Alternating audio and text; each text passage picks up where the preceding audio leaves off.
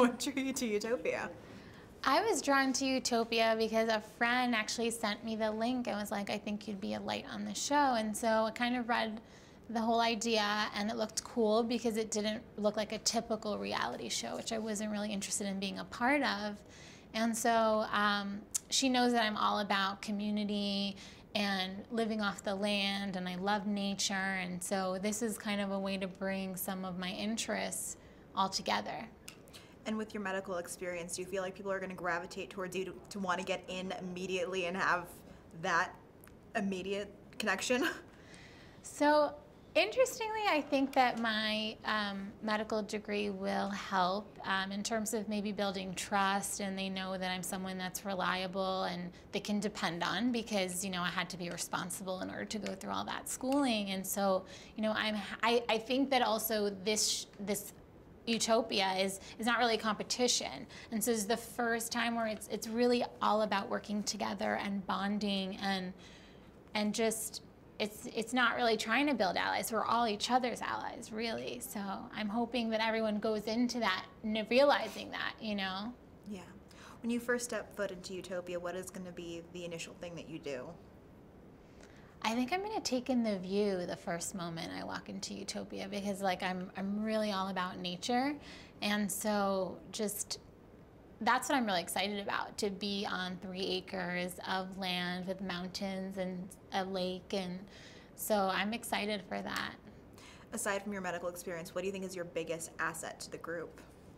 I think my biggest asset to the group would be the fact that I'm all about love. So I'm all about connecting and affection and building relationships. And with that, you know, bringing in some of the yoga and meditation and all that. And so self-practice allows you to have a better interaction with others also. So hopefully being somewhat of a peacemaker. Is there any kind of self-consciousness about the fact that you are going to be on camera non-stop during this experience? Yeah, I'm a little bit conscious about this 24/7 camera thing when, like, you know, I'm thinking about shaving my legs and tweezing and all these things that we do behind closed doors. So that I'm not so excited about. Yeah. Are the people in your life going to be watching the show? Yes, the people in my life are going to be watching this show. I think a few said they're going to have some kind of viewing parties and stuff, so that'll be interesting. Does that make you kind of go into the different mindset, like, okay, I need to make sure not to do certain things because I don't want the people in my life to see me this way?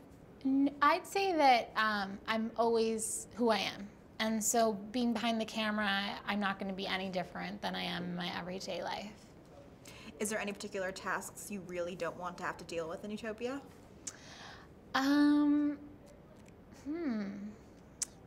would say, so I'm not really sure of what the whole bathroom situation is going to be, but I'd say something related to like dealing with waste would be the thing that I don't want to do in Utopia.